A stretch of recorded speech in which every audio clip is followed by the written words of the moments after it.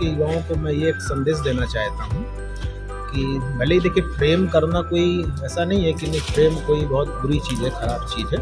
प्रेम तो एक युगांतर से चली आ रही प्रक्रिया है। लेकिन जो भी हो, चूँकि कुंडली का एक महत्वपूर्ण विषय ये होता है कि उसमें सूर्य, चंद्रमा और लग्न, मेरे हिसाब से उसे तो अष्टकूट मिलान में नक्षत्र से मिलान होता है, चंद्रमा का पूरा रूप उसमें आ जाता है। लेकिन जब सूर्य, चंद्रमा और लग्न एक सुदर्शन चक्र पत्रिका बनती है, उसका भी कहीं ना कहीं महत्व है। तो मेरा ऐसा मानना है कि नहीं, सूर्य चूँकि पिता के कारक हैं, चंद्रमा माँ के कारक हैं और लग्न स्वयं का शरीर है। तो विवाह के पूर्व इन 3 चीज़ों का संतुलन होना चाहिए दोनों पत्रिकाओं में। तो मेरा एक संदेश जाता है कि नहीं, आप अगर प्रेम विवाह भी करना चाहते हैं तो अपने घर परिवार, माता पिता की मर्जी से करें, उनकी इच्छा से करें, उनकी इच्छा का अनादर चाहिए। अष्टकूट जो मिलान होता है उसमें 36 गुण का पूरा नियम है, 36 पॉइंट बनते हैं। तो उसमें ऐसा होता है जो नियमानुसार 18 गुण बनने चाहिए। अगर 18 से कम गुण बनते हैं तो फिर विवाह नहीं होना चाहिए। उसमें 2 चीज़ों की प्राथमिकता होती है, ग्रह मैत्री और दूसरा नाड़ी दोष। अगर ये बनता है तो ऑलरेडी अगर ये बनेगा तो कहीं ना कहीं पॉइंट्स बहुत कम हो जाएंगे। तो एक तो इन दोनों चीज़ों की प्राथमिकता देनी चाहिए और कम से कम 18 गुण तो होने ही चाहिए। 18 से ऊपर बनते हैं बहुत अच्छा है, अगर 18 से बहुत नीचे की संख्या जाती है तो फिर विवाह करना उचित नहीं रहता है। इसके अलावा एक और पद्धति है, मान लेते हैं गुण कम बन रहे हैं तो फिर लग्न से सूर्य का, शुक्र का, इनकी भी आपस में मैत्री देखनी चाहिए। क्योंकि जो अष्टकूट मिलान है वो चंद्र नक्षत्र पद्धति पर आधारित है। मेरा मानना है कि लग्न से, सूर्य से, चंद्रमा से, शुक्र से, इन ग्रहों की भी अगर मैत्री सही मिल जाती है तो फिर विवाह कर लेना चाहिए।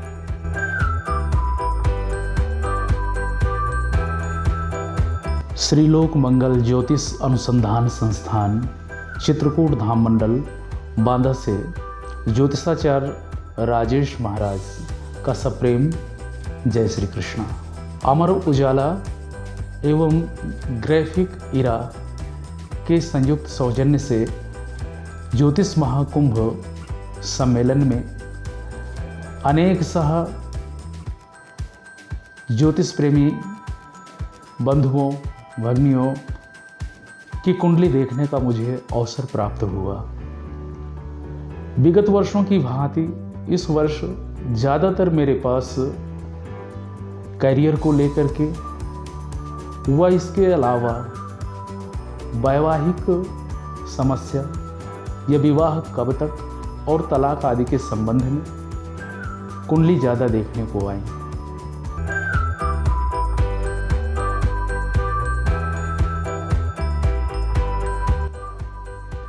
विवाह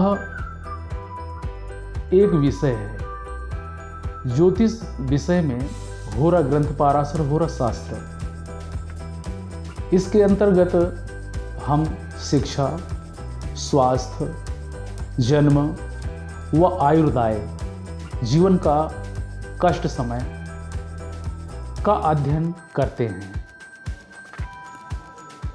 ज्योतिषा मैनम चक्षुः कहा गया, ज्योतिष नेत्र है, ज्योतिष दृष्टि पैदा करता है। यह काल विद्या है जो कालगणना के माध्यम से आपके इच्छित समय को, इष्ट समय को आपको बतलाता है। जन्मपत्री, जन्म के समय में शिशु जब माता के गर्भ से बाह्य होता है अर्थात बाहर आता है, 6वें दिन उसकी छठी मनाई जाती है। छठी पर्व का हम लोगों के यहाँ बड़ा महत्व है, चाहे बेटी हो या बेटा हो। यह जो छठी पर्व है तो विधिना हमारे कर्म के बारे में, आज के दिन पे जीव के कर्म के बारे में, मेल या फीमेल बीइंग के, सचराचर जीव जगत के कर्म के बारे में एक लेख लिखता है जिसे कहते हैं विधिना के लेख, यानी पूर्व निर्धारण कि हमारे द्वारा क्या होने जा रहा है, या हम किस लिए हैं, या हम क्या करने जा रहे हैं। भाग्य और कर्म का अन्योन्याश्रय संबंध है। जैसे दिन और रात, वैसे भाग्य और कर्म है। कर्म का भाग्य, भाग्य का कर्म। हमारा कर्म हमें ग्राफिक इरा लाया, ज्योतिष सम्मेलन हमें ग्राफिक इरा लाया। ये हमारा भाग्य है, ना जाने कितने सारे ज्योतिषी होंगे कि वो जा चुके होंगे और मैं यहाँ इंटरव्यू दे रहा हूँ इस समय। तो यह पूर्व निर्धारित है कि आपको हमें मिलना है। आप भाग्य माने या ना माने, ये पूर्व लिखित है, ये पूर्व तय है कि आपकी हमारी वार्ता हो रही है। इतना तो आप मान रहे हैं। इसलिए कहा गया है डेस्टिनी। हानि, लाभ, जीवन, मरण, जस, अपजस, विधि, हानि, लाभ, मृत्यु, जीवन, ये क्या है? विधाता के हाथ में। फिर जन्म, विवाह और मृत्यु, ऐसे जो फैक्टर हैं ये परमात्मा के हाथ में। तो ज्योतिष का रोल कहाँ आ गया यहाँ? ज्योतिष विधा आपके इष्ट काल और नेष्ट काल का अध्ययन करता है। इसको इस रूप में देखना चाहिए। जन्मपत्री आपको किसी क्षेत्र की पॉसिबिलिटी को बताती है कि आप किस क्षेत्र में बेहतर करेंगे। जन्मपत्री आपके शुभ और अशुभ इन दोनों कर्मों का निर्धारण करती है। कौन सा कार्य आपके लिए विशेष जो है राजयोग देने वाला होगा, आपके जीवन में उत्साह, आनंद, उमंग को पैदा करने वाला होगा। कौन सा काल आपके जीवन में हानि, अपयश और एक्सीडेंटल या कैजुअलिटी आदि स्थितियों को लेकर के आने वाला होगा। तो जीवन में अलर्टनेस, जिसे मैं कहूँ सजगता के लिए जन्मपत्री का विचारांश योग्य ज्योतिषाचार्यों से, गुरुजनों से कराना या इस विधा के जानकार लोगों से कराना अनिवार्य है। ठीक उसी तरह अगर किसी को शुगर हुआ है या किसी को ब्लड की कमी है या किसी को कोई रोग हुआ है, डिजीज हुआ है, तो अपने डॉक्टर से परामर्श करता है, कंसल्ट करता है। उससे पता चलता है कि बीपी का क्या इंडेक्स है या उसे कौन सा रोग है, तो परामर्श से जानता है। तो ज्योतिष का मतलब आप साइंटिफिक रूप में लीजिए कि आपके साथ क्या शुभ है और उसको आनंद में कैसे कन्वर्ट करें, इसमें ज्योतिष आपकी मदद करे। जीवन में मुस्कान या खुशहाली लाने का शास्त्र है ज्योतिष।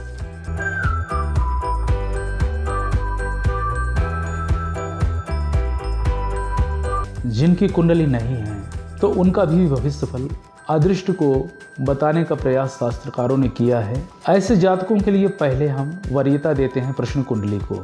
जिस टाइम पे हमारे पास सवाल आता है तो प्रश्न कुंडली के माध्यम से, दूसरा उसके नाम के माध्यम से, तीसरा नाम आदि के अतिरिक्त स्वरोदय ज्योतिष के माध्यम से।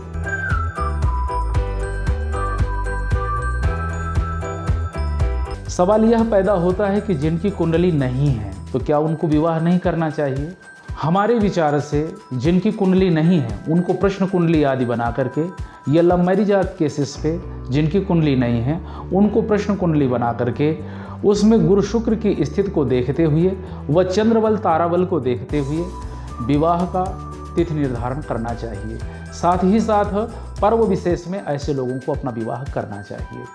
उससे विवाह की शुभता बढ़ेगी और जो विवाह दीर्घकाल तक टिकेगा, ऐसा हमारे अनुसंधान में आया है। प्रेम हमेशा मन से हुआ है। तो जब मन मिला तो दो कपल्स मिले, साथी मिले। तो मन को मिलाने वाला कौन है? मन को मिलाने वाला चंद्रमा और गुरु है।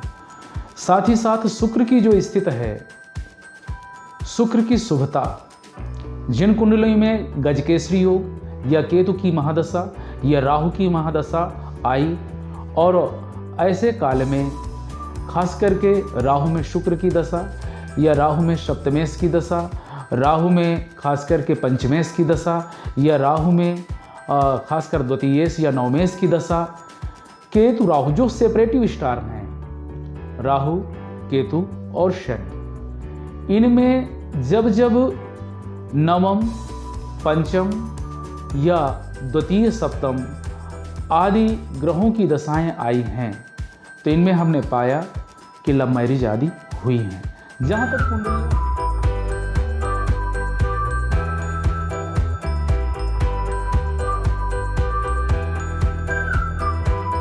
दोस्तों, मैं डॉक्टर अनिल वॉर्च, एनर्जी, वास्तु और पैरानॉर्मल एक्सपर्ट हूँ।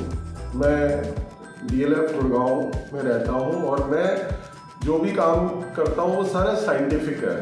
जैसे हम इंसानों का ऑरा चेक करते हैं, उनको उनकी हेल्थ कंडीशन के बारे में हमें पता चल जाता है कि जैसे ये हम जैसे मशीन से ऑरा देख के हम बता सकते हैं कि इस इंसान की पॉजिटिविटी और नेगेटिविटी कितनी है, कितनी इसकी ऊर्जा पॉजिटिव है और साथ में इसकी हेल्थ कंडीशन क्या है। इसी तरह हम लोग जो है प्लॉट की, घर की या किसी भी भवन की हम ऊर्जा देख के बता सकते हैं कि इसमें रहने वालों को क्या प्रॉब्लम हो सकती है और उसकी साइंटिफिकली ही हम उसकी जो है रेमेडीज करते हैं, जो कि 99.9% उसके रिजल्ट्स पॉजिटिव आते हैं। देखो, अगर किसी इंसान का ऑरा कम है तो डेफिनेटली कहीं ना कहीं उसे प्रॉब्लम है, तो उसके लिए हम उनको सी सॉल्ट बाथ सजेस्ट करते हैं जो कि नेगेटिविटी दूर करता है। और प्लस हम उसमें जो है मेडिटेशन और जो है ओम का मंत्र जाप या जिस भी भगवान को वो मानते हैं उसका कोई मंत्र जाप करके वो अपनी एनर्जी जो है बढ़ा सकता है।